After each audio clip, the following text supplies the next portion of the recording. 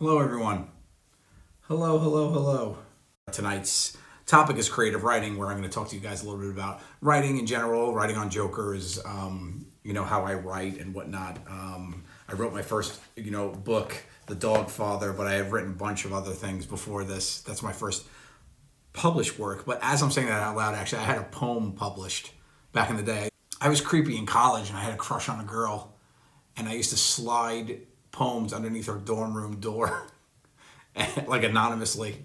Little did I know that she knew it was me the whole time. But I had gotten one of those poems published. I wish I could find that poem. That's really funny. So I thought I would talk to you guys a little bit about creative writing and my process. So we have got a couple questions from you guys. I came across my Instagram and my Twitter. Feel free to follow me there at Joe_Gatto if you're not following me there. Basically, I'm going to start off with this little guy right here. So this is a book that I've had, a little notebook journal thing that I've had forever. And I used to just write down everything from sayings to story ideas to whatever I came across. And to prove to you, you guys watch Dinner Party, of course, Impractical Joker's Dinner Party. I wrote, and the first entry into this book is Be Tenacious. And that was one of my posters. And it also is Impossible is an Opinion is there as well, which are two of my posters, my motivational posters that I put on Dinner Party. So these are sayings that I've had for the longest time. So inside this creative writing book, so basically the way I write is if something comes to my mind, I'll jot down any idea, small, big, and it depends on how much time I have to flesh it out. But a lot of these things, my longer stories started with just a blurb, like for this book. So here is my first entry in this book, and I don't even know, I wish I had put the dates on stuff. But this says nocturnal, and it's underlined. You see, like this is just a notebook, right? It says nocturnal. Son always shuts his mom's door when he comes home at night. Comes home drunk one night and doesn't realize that his mother is gagged in the bed and being held hostage. He gets stalked in the house by the intruder, but doesn't realize it. That's an idea for a short story that I had called Nocturnal. Never wrote it, but that's okay. Doesn't mean I won't write it someday. The next one I have in here is Memoirs of the Designated Driver. The idea of this was a feature film. I wrote feature, very official feature. See, this is a feature idea. And it says, a group of friends go out on a Thursday, Friday, and Saturday night. So it happens over a weekend. It's a 3-night act 1, 2, and 3 setup, I guess. Scene open with the morning afters and the phone ringing to the designated driver for people to find out what the hell happened the night before because they can't remember. He narrates the story as it plays out over from the night before. This is based on my life when I don't drink, never been drunk in my life. And every Thursday night was a going out night at my college. A lot of college stories tonight for me. Thursday night was going out night in my college, and I would go Friday mornings. I would have everybody would be in my room finding out why their girlfriend wasn't talking to them, what happened to their money, how they got a bruise or a cut. Like I would always give like the breakdown. So the plot twist of this was the last night the designated driver gets drunk and he can't tell the story. Ooh. I wrote the date to this one. So the date that I wrote down for this idea was called Snapshot. And I wrote it down, oh my God, we're coming up on the 18-year anniversary of this idea. I wrote this on 12/23/02. When you're in someone's picture looking straight at the lens, you see everything the picture sees. That's why deja vu exists. Wow. That's pretty impressive. It's a pretty good idea. So if I'm caught in the background of someone's picture and I'm looking into the lens, I see whatever that picture sees. Kids are afraid of people they never met. It's just a footnote that's on there. That makes no sense. So I carried around this book, and I have just a bunch of ideas in here. My book, as I got older, it's gotten bigger. I now have this book that has my ideas in it now. And I've been writing a lot of this stuff in here. This is where I'm actually writing about my first really one that I'm going to really write out, feature film idea that I have. So I think it's really important just to take the kernel of an idea with creative writing and just write a sentence down. Your ideas will merge in one story sometimes. So it's good just to have a running list of different type of ideas. I wanted to introduce you to something else. This is called the Quirky Writer, S. You see this guy? It's basically an old school typewriter that is Bluetooth. And whenever I'm writing, it makes me feel more official in the writing mindset. So I'll write with this. And whenever I wrote The Dogfather, my book, I would write on this, and has a totally different feel for me than the regular keyboard. And I think part of it is it made me feel like I was doing something official, made my mindset change. I'm a big fan of writing with pen and paper as well too. So don't be afraid of a pen and paper, especially if you're commuting, not driving. don't do it while you're driving, but if like you're commuting on like the train and whatnot, and you don't have enough room to open up your laptop and stuff, I always liked a little notepad, for instance, like this guy right here. I've always liked writing. I've always enjoyed it. I've never really got trained in writing. I just always liked to tell a story and had a pretty active imagination. And I think it came from my grandfather. My grandfather, Pop, he was the guy who did Amados to Models Brothers Incorporated, who I talk about on Dinner Party. We found, when he had passed away, we found pages of a written book. So my grandfather, when he passed away, we found this when he passed away, which was just some old handwritten pages of a story that he had written. And it was called The Strange Diary of Dr. James Hugo. And my family has always gotten together for, he passed away in 1995 and didn't finish the story. And my family had always gotten together for a family reunion every year. And I always wrote a story at every family reunion, because I was young and geeky and really didn't have any friends, but I liked to tell a story and I was pretty funny. So I'd write a story based on our family or whatever. So we just had the 25th anniversary of that. And I decided to finish Pop's story. And I published this little book that I gave out to everybody, where I wrote the 5th and final chapter of his short story.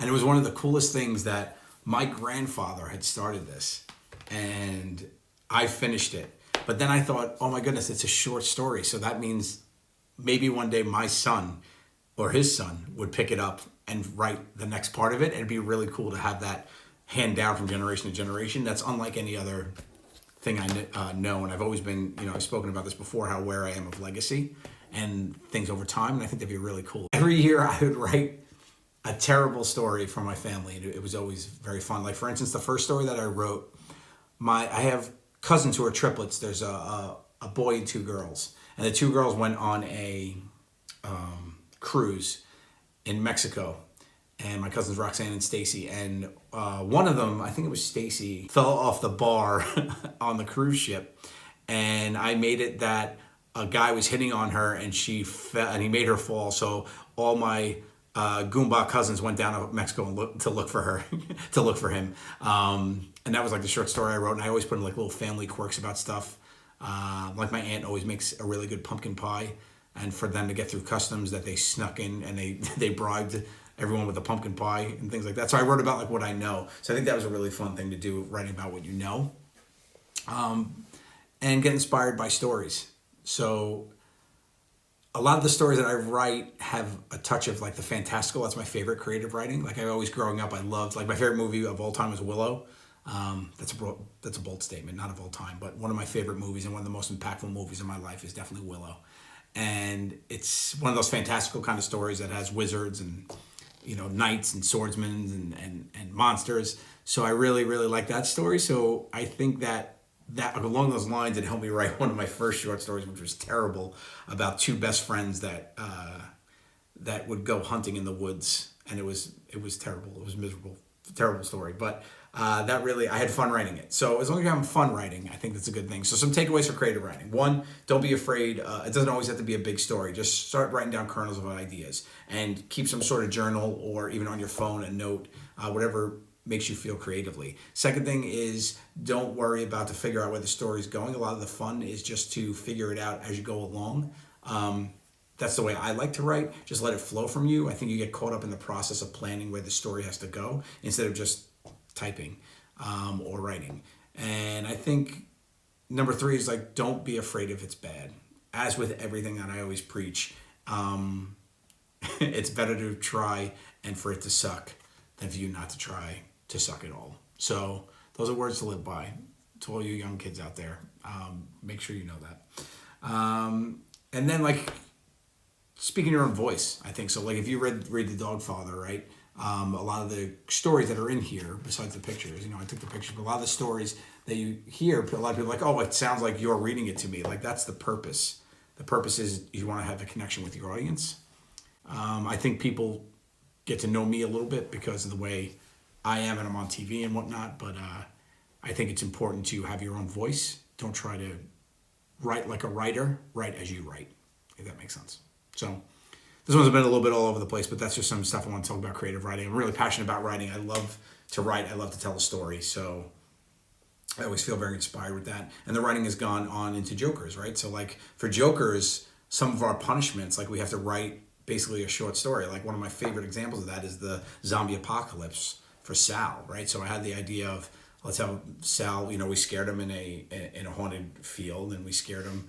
And actually all Sal's fear ones were a lot of fun. They were like stories. We made up these little stories. So for Sal's haunted house, like we wrote each one of those vignettes and they all had a little story around them, and the house was haunted and we told Sal the story. Same deal with the zombie apocalypse. We had to figure out like a little short film as, the girls are trapped in here and this is where the zombies are going to bust out.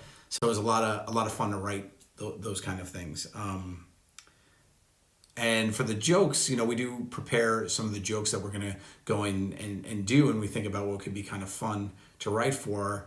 Like, for instance, when I was Cole Von Cole in the challenge where you had to keep fooling the people that you were different people, and I came out as my character, Cole Von Cole, I wrote, like, what would be funny for him to say or do, and then I came up with a character trait of him, that he would just always have brunch with famous people, and I would or always be around famous people. So I always came up with these crazy things, that he was with Owen Wilson for brunch. He had a tea time with Tom Hanks, like all these silly things, and it was a lot of fun. So writing for the characters could be fun too. So Jokers has given me a lot of that muscle. A lot of it's more improv and in the moment kind of deal, and not long form stuff, but there's definitely some writing involved there, which I think is cool too. I'm going to answer the questions that you guys pre-asked on Twitter and on Instagram. So feel free to follow me on Twitter or Instagram at Joe_Gatto on both of them if you don't follow me there already. Let's get to it. So on Twitter, at Ridley Allison asks, can you talk about writing to help you feel better, like being alone during a pandemic? Sure. I got into a lot of my creative writing because I was lonely as a teenager. That was my escape. For sure. Like that story I just told about, the terrible story about my the two best friends that were hunting in the woods. That for sure was like an escape for me. I think you need to do whatever can help you feel good. And remember, just because you write something, like other people don't have to read it. There's journals and there's personal thoughts and whatnot. It doesn't mean people have to read it. Just do it if it makes you feel better, than do it for you, for sure. It helped me feel better because it's a good way to vent, and it's also a good way to escape a little bit. If something's really bugging you, if you are like escaping something, it's a good escape. You can make up any old world where anything happens, right? I think I'm pretty sure that's how all of the comic books started. At Jita Racing asks, what's your favorite thing to write about when writing creatively? I love telling. I actually like writing like thrillery kind of stuff a little bit. But comedy always sneaks its way in because that's the way I think, and that's the way my voice goes. But I really like writing short films, like short. I have a couple good ideas for a lot of shorts that I like. So I think that's my favorite format. I would say my favorite thing to write would be a short film. I think that's the easiest for me, or a short story. But I like to tell a story quickly and effectively. Tony Gunk 145 says, I really want to write one day, but either never know what to write or start to write something and lose interest a few days later. Any tips? Well, stick with it, buddy. Don't give it more than a few days. I think that's a double-edged sword, right? Because once you find the right thing to care about, you won't give up on writing about it. But also you have to stick with something long enough to realize that you're going to enjoy it. So I think overall, a tip would be maybe to start with shorts. Write a one-page story. Challenge yourself to write a one-page story, and then make that one-page story into a two-page story. If you could start doing that and start progressing, don't sit down and be like, okay, I'm going to write this novel. Like, no, write a short story. You know, a short story could be a paragraph, and then just try to expand from there, and then use that little bit and challenge yourself to make it longer and longer. And before you know it, I think it'll just become, you'll start using those muscles and figure it out. At Amber Carlins asks, was creative writing something you did while you were in high school or something you started doing as an adult? Started in high school for sure, and it morphed into different forms throughout my adulthood. It went into sketch comedy because of the Tenderloins, of course. And then from there it went to film, because I really wanted to, I still do, I really want to direct features, and I have a good idea for a feature that I'm sitting on and I'm excited to write, and I've been working on it during this pandemic. So it definitely started there, but definitely now has become a little bit more of, I can make money, enjoy it, and entertain the world with it. So it has a little bit more of in the beginning it was just an outlet. So now I think there's a little bit more purpose behind it. At Ellie Kazlavi1 writes, is it fun writing scripts? Yes, I love writing scripts. My favorite is because you get to have, you can play out, my mind thinks like movies more than it does like books. I don't really read. I know, shocker, but I don't really read. I do love watching movies. I write a script more naturally because that's the way my mind thinks when I'm framing something out. So I have a lot of fun writing scripts, but it also is a little, with the format, I get trapped and I get distracted by the format sometimes. So I think the format can be a little overwhelming. So what I do a lot, and what I would suggest is to write it just in Word, write it out, and then transfer it to the format. If it's easier just to like open up, a note or whatever, or just anything blank, and just start hitting the keys and type away, and don't worry about the format, because I feel like the format could trap you a little bit. On Twitter, at Curl Professor asks, how do you approach creative writing and comedy writing differently? One, I try to be funny. And the other one, I just free form and write. So when I comedy write, like when I write for jokers and I have to write like lines or think about things that might be funny to say or for somebody to do, I'll write everything and then go back and cross it out. Like I'll make selects, like I'll figure out, okay, this isn't funny enough. Or then I'll use those, and because I come from an improv background, I'll use what is written or what I see and then tweak it or change it to make it funnier or better or more comedic as I see fit. With creative writing, I'll try to see the whole story before I write it down. So I'll get a bigger grasp on it, if that makes sense. So I approach it from a story angle versus make me laugh or make somebody laugh angle. At Brandon_DZ says, where can you get the inspiration to write?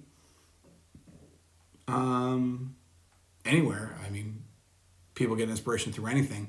For me personally, it's my children are a huge thing for me. I like, I think about stuff that they'll, that they inspire me in multiple ways. Stories that I'd like for them to hear versus stories that I think they would like to hear, like things that they would like to be part of and stuff. And I draw from my own life a lot. I draw from relationships with people. I build characters based on people that are in my life, circumstances if I had to go through. I once wrote a spec series about a widower based on my mom, a widow that, because my mom became a widow pretty early in life and she still was young and good looking and started dating a lot, where she just started like dating a bunch of mobsters. So I wrote a series that is kind of like a Sopranos-ish kind of feel, but from the point of view of the Gumad. So that was a really fun one to write. I should see if I have that somewhere. That was really fun. It was called the Gumad. But everybody respected her, and it was really funny. So I think I take from there for inspiration as well, but definitely from your life. You can also just look around. But I'm not the kind of guy that sees like a bird chirping and like, oh, I should write about this. That's not for me. I have to get it from a real place within so that I could connect with. Great questions, guys. Thank you. At Lily Zaltman asks, where do you normally like to sit down and write? What pushes you to do this? I really like writing in my office. But I also actually like whenever I'm in Los Angeles. I love writing in LA because it reminds me of when I moved to LA to chase the dream, becoming a director and a screenwriter. So I've done some of my best writing on the plane rides to LA and in LA. Even when I've had meetings and whatnot, I think I've done a really, really good job of taking the inspiration of LA. I find Los Angeles is a very creative town for me. And it brings out the best of my creative juices. So definitely LA. Ever thought about writing a book incorporating your kids' antics? Ask Karen.Brendel.5. I mean, I could write a book about these kids. I mean, Remo is really funny and he likes making people laugh, so I feel like there's something there. And Milan is a little superstar and she loves to just go off. She gets a little shy every now and again, but she's great too. I actually do have a couple. They inspired me for a couple kids series that I'm working on, but for sure. I find inspiration in them all the time. One last thing I wanted to read you guys was we talked about earlier, looking at my stuff, and I have a thing titled book here. Okay, I opened up a couple on my laptop. I opened up a couple old documents. You can't see. There it is. I opened up a couple old documents. Okay, this document is from 2012. It's titled book.doc, and it says this. Mark swung open the door in disappointment. Another night out on the town and no luck. Home again, alone. He wasn't sure where the night went wrong. He started out like Jesse Owens from the gate. There wasn't a thing wrong with his wardrobe. A blue shirt to bring out his eyes and the nicest blazer in his closet that said, "Hello, ladies, I clean up nice." The hair was the best it has been in weeks, since it was his prime time in his haircut cycle. 3 weeks old. Perfect. And a little bit tan from taking lunches outside this week. That's it. That's book. The other one I have is called Dante.doc. Dante.doc. Ready? Dante Ferdante was a different type of man. You see, besides his name being amusing to pronounce, he had a gift. He could make anyone cry. At first you might think that it would be a curse, but it wasn't. You see, not enough people cry. Our society is based on the fact that emotions are bottled up. Women don't want to be crybabies in relationships. Fathers tell sons to walk it off when catching a line drive to the nuts.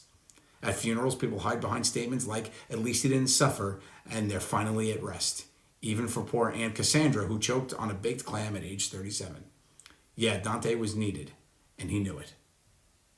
I'm going to finish that. That's all I've written so far. I think it's very timely, actually, for right now for these times.